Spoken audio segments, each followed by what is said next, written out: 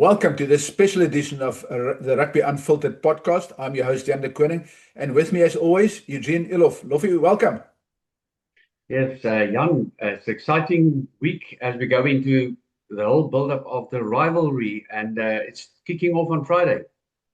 Yeah, there's two big games this weekend. Obviously, there's the Stormers and the All Blacks. The Stormers host the All Blacks in Cape Town on Friday night, which is going to be an awesome game. I'll be there, so I'll really enjoy it. I'm looking forward to it. And then obviously Saturday night, we watch the Springboks play Argentina in Buenos Aires.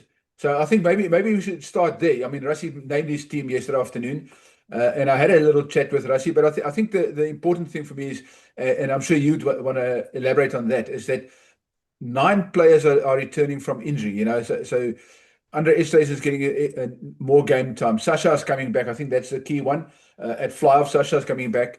Kobus Reinach is coming back.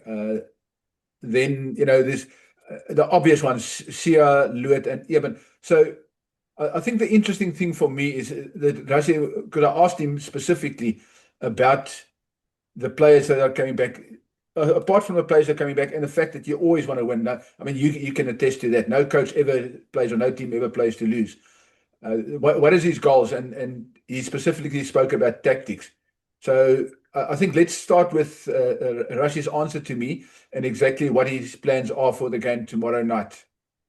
Yes, Jan, in general, the preparation, the build-up to this game has been very quiet in the media and so on. And I think there's also a reason for that. But it's important for us to win that match. As he has said, everybody knows, you don't go out there to test combinations and to try out new things. But one thing is clear, and that is that he's looking at combinations and bringing the guys back from injury. It's important looking at that combination. So I think the first combination is Luet and Eben, the 2 locks coming back from injury.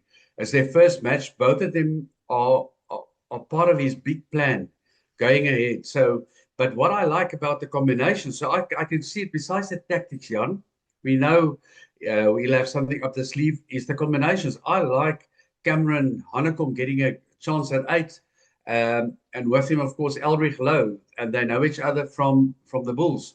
That combination, then, of course, I like Canan Moodie at 13, that combination with him, with Andre Esterhuizen. Fassi coming back, you know, need to get his form again. And if you look at the bench, he's got Pollard and Mornay. Pollard can cover 10 and 12. Mornay can cover any position in the backline. So I think we're very much covered. And I think with Sasha coming back, and that's a pivotal point. That's why I'm leaving him for last. The last time he played against Argentina, he played a massive game in that victory. So I think for Sasha, it's also going to be a big tester to see if he can keep his composure, his good decision-making, and give direction to the game. Eugene, I agree with you 100%. I want to talk a bit about the locks after this, but I think let's first listen to Rassie about his tactics and what he says about his tactics. Rassie, looking at the team, obviously there's a lot of players coming back that needs game time, so that's the one thing. And a Springbok team never plays to lose, so winning is also high up on the priority list. What would you hope, besides those 2 aspects, what would you hope to get out of this game? What would be your big win out of this game? Yeah, if you take the winning out, which is, as you said, and you take out guys getting game time, obviously then we would like to, the tactics that we, and the plan that we're going into the game, you know. So I don't think the score is, obviously we want to be on the winning side on the scoreboard, but I don't think the margin of winning, if we do win, is the important thing. We really want to see, because a lot of these guys is coming back from injury, as you say, and then some is not really settled in the team, like Cameron and Elrich and those kind of guys. Boan and Grobbies, you know, those guys with 9 caps and 2 caps and so on. So I guess the thing that will happen on Saturday, it won't be perfect. But if we get better and we're growing our game and we're building our game plan and we're getting more in sync, hopefully then the score will go our way. But yeah, apart from returning players from injury, getting some match fitness into some guys, then trying to win, I would say the only other thing that I can probably wish for is that we really grow our game and get a little bit better in each department. Eugene, there we have it. I mean, Rassie's, but you have to prompt him a little bit to avoid all the cliches. I mean, most coaches sometimes before big games have cliches, and you're well aware of that. But apart from the tactics, he also spoke about the locks. I mean, you spoke about Louet and Eben and the importance. And then we have Kobus and Jason Dixon on the bench. And Rassie has an interesting theory, which I would have never thought, is that a player like the role that a player like Kobus Wiese would play. He's a big bulky guy. We would see him as a number 4, but Rassie said Kobus Wiese is a line-out caller. So maybe let's listen to what Rassie had to say about his locks, and then we take it from there. No, they will go on to number 4 and number 5. So Ben Jansen will go on for Eben, and Kobus will go on for Louet, because Eben is coming back from a concussion and a long time that he hasn't played, and he won't last 80 minutes. So when he gets tired, Ben Jansen will go to 4, and the same with Louet. Louet hasn't played for a long time, and we'll see how long they last in the game. And then Kobus, who's also a line-out caller. Basic difference in the two for us. For our team, how we operate, the 4 is normally not the guy called. Eben doesn't call lineouts, and Ben Jason doesn't call lineouts. So and what's his name, Kobus does. So it will be straight swaps for 4 and 5. Yes, what I like about Rassie's conversation he had with you, he's open about it. Tactically, he's going to look at the tactical game, and then of course the strategic maneuvering of the players. And again, coming back to a guy like Jason Dixon, he can play loose forward and he can play lock. Kobus Wiese can play loose forward, he can play lock. There's a lot of leadership in the team. There's a lot of seniority. And the one guy that we left out maybe earlier is Thomas de Toey, who plays a big role in the team as an anchor and a tight end. So I in general think it's a good, strong side. And we know what we expect against Argentina. And I'm looking forward to the test. But probably more than I'm looking forward to the game, Stormers versus All Blacks. Yeah. Lovely, let's quickly run before we move to the Stormers All Black game, which I also want to chat a bit about. If we look at this team as it is, and now we look forward towards the first test against New Zealand, which positions would you change? I know which ones I would change and what possible changes I would make, or most likely I think I got a good idea of what changes Rassie would make. But which positions do you think, as guys that's currently in South Africa, would come into this team as a starting player? Let's look at the starting 15. Jan, that is a very, very, very difficult question currently. A coach chooses horses for courses. And once you know who your opponents is, you will pick your side. So, we all know Grant Williams, for just an example, is the starting 9. And certain players have, like Sia is in his position.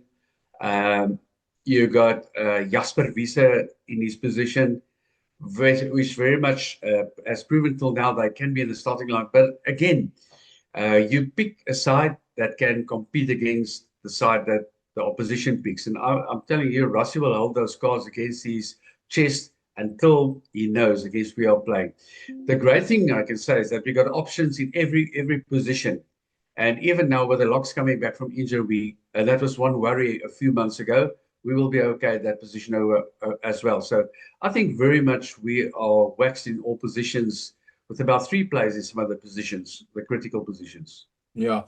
I think just from my perspective, I think the one change that I'm not sure if Rassie will do that, but I would do for the All Blacks in particular is bring in the experience at fullback.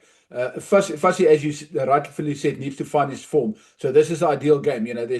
It's not a must-win game. It's a game to iron out issues. So Fassi for this game is fine, but Damian Willemse for the All Black first test against the All Blacks at fullback, definitely Damian Willemse.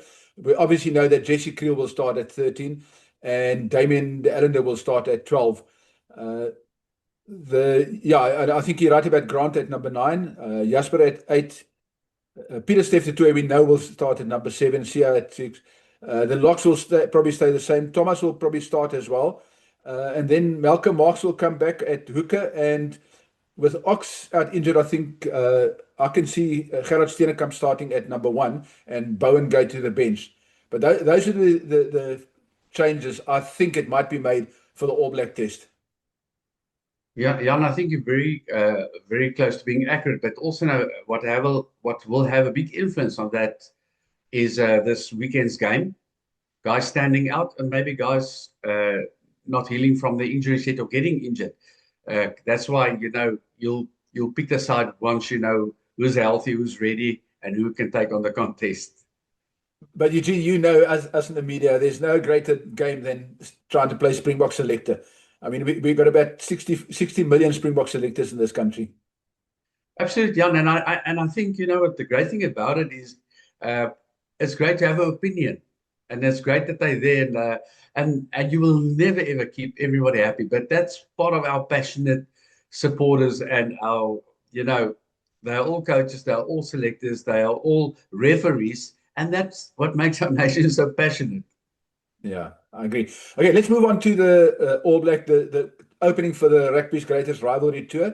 The All Blacks play the Stormers at the Cape Town Stadium on Friday night. And as I said, I'm going to be at that game.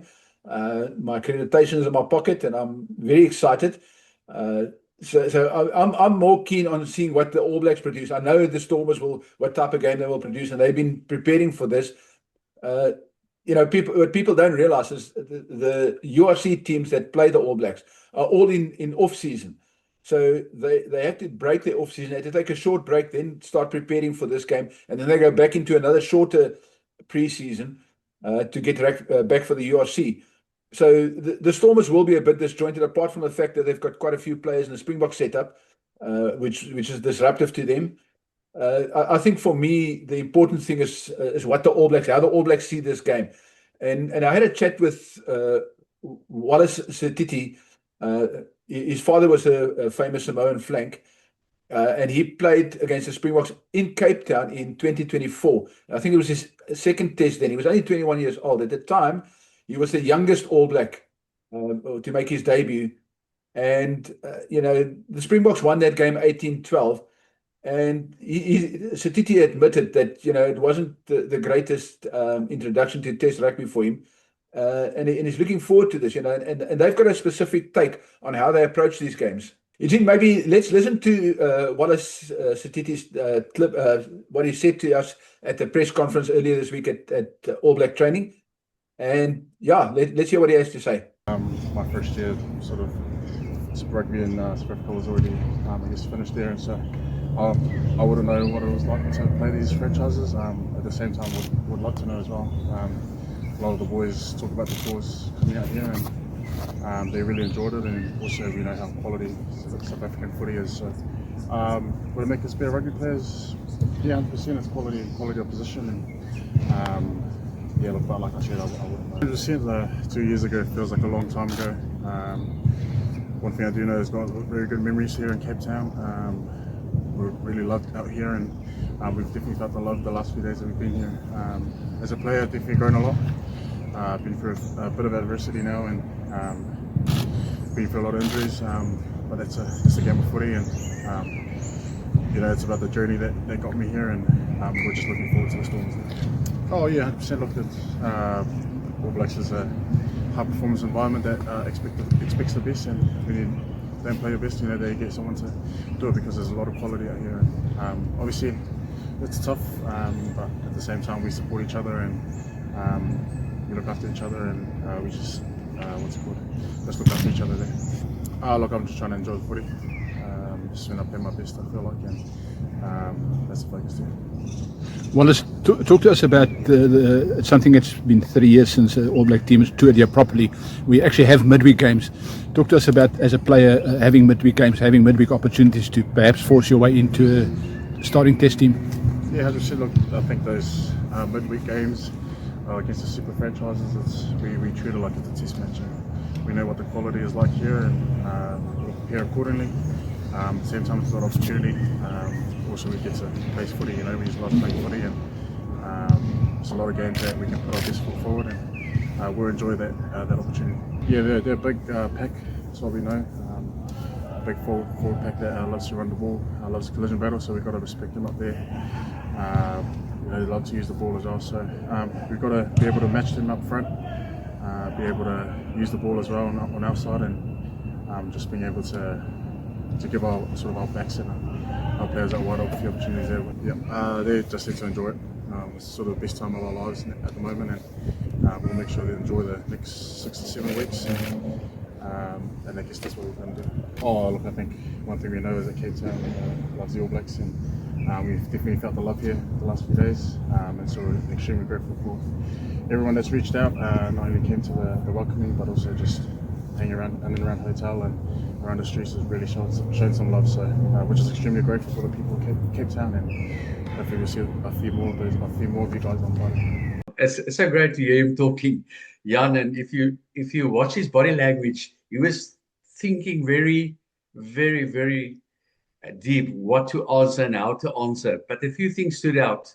The first thing that stood out is that the All Blacks are not seeing these matches in between the big tests, if I can call it so, as the Wednesday test. They're going to see every single match as a test match, and they're going to pick their best side to kick off. Again, we had a discussion already about you want to start the campaign well. They want to start the campaign well, and listening to him, he had a few cliches with all the players and coaches say, on the day depends who shows up, on the day depends who wants it more. But one thing that was also clear, and he also talked about the tactics on the day, who's clinical and who's tactical playing well. But what I picked up is he said that they are aware of the Springboks physicality and the DNA, and therefore they are well prepared. And in between the lines, I could pick up that they were also they were very happy with their support that they had in Cape Town, the All Black support in general. But I think from a Stormers point of view, from a coaching point of view, you'll think, how can you disrupt New Zealand so that they cannot get momentum? And Dobbo is wise enough to try and work out a plan. Secondly, I think for the players, doesn't matter who gets picked, it's the biggest honor and maybe a once-in-a-lifetime opportunity to play against New Zealand. Previously it would be if you could play against the British and Irish Lions. Now you're playing against New Zealand. So I think it's going to be a cracker of a game. It'll be great to see what new tactics the Stormers can have to maybe counter the onslaught, because it's going to be an onslaught of New Zealand. Yeah, I agree with you. It is. The one thing you did say, and we all know that Cape Town has a big love. I mean, there's no place outside of New Zealand that loves the All Blacks more than Cape Town. So, it's quite funny. I mean, I was there last Friday when over 4,000 people turned up to welcome them. So, this is one of those things in our country that we have. But I'm sure there'll be a few more spectators tomorrow night also supporting the Stormers. The Stormers faithful will be there. So it's going to be interesting. I want to ask you, before we sign off, what your predictions are for the two games, and then I'll give mine afterwards. Okay, my prediction is Stormers versus All Blacks. The All Blacks by 5-10, and I hope I'm wrong. I can say I'm going to predict from my heart, but if you man up and you take the players, it's not going to be a close game. But I hope that the Stormers come out of the box and they can win it. But I think the All Blacks are going to win it. I think South Africa, we need to win that match. It's going to be a tough contest in Argentina because they were their backs against the wall. So I'm going box with 5. Well, Eugene, I'm slightly different on the All Black game. I think All Blacks will win by more. I think because they've been preparing for this. Also remember that team arrived a bit early to prepare for this game. So they've been here since late last week. So I think the All Blacks will win by at least 15 points, by 15 points more or less. That's my margin. And Springboks, you're right. I think it's going to be a single score right at the end. A penalty or a try right at the end. Definitely going to be a single score in Buenos Aires. I think that's about it, Jan. Yep, I agree with you. Thank you for joining us on this special edition of Rugby Unfiltered podcast. From myself, Jan de Koning. And Lofi, cheers, guys. Enjoy the rugby and let's support the Bokke and let's support the Stormers. Till next week. See you then. Cheers.